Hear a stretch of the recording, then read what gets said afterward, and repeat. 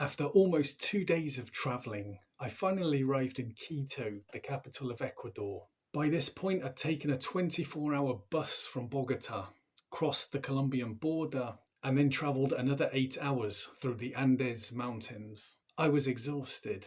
All I really wanted was a shower and somewhere to sleep. What I got instead was slightly different.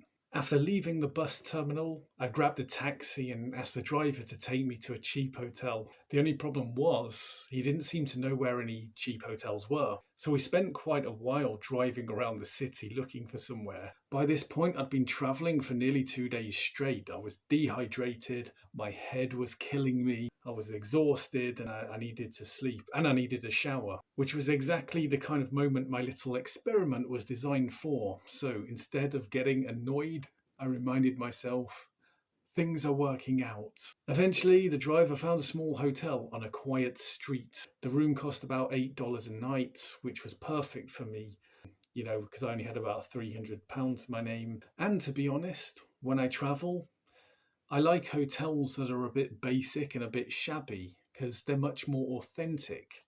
You feel like you're actually in the country rather than hiding away in a plush international hotel. Anyway, so I checked in, carried my backpack upstairs, and walked into the room. And everything seemed fine, but then I walked into the bathroom and I needed to take a shower, but in the shower place there was a puddle of urine on the shower floor.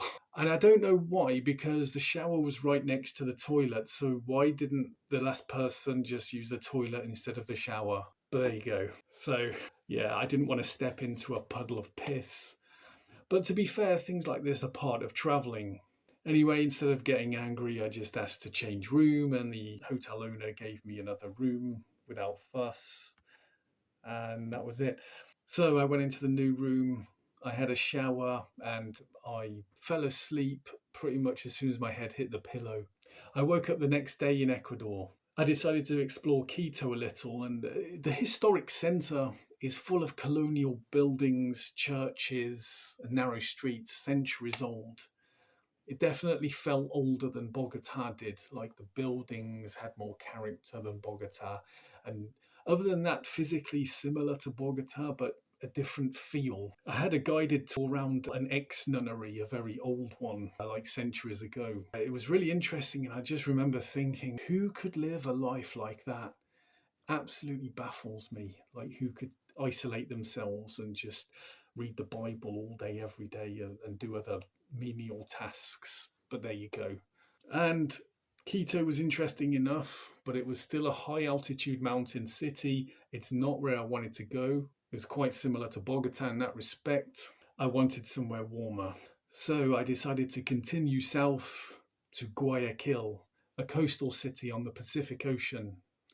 Hot, tropical, completely different from the Andes Mountains, and hopefully a better place to start a new life. The experiment was still going. Whenever something went wrong, or I felt myself getting frustrated, I had to repeat the phrase, things are working out.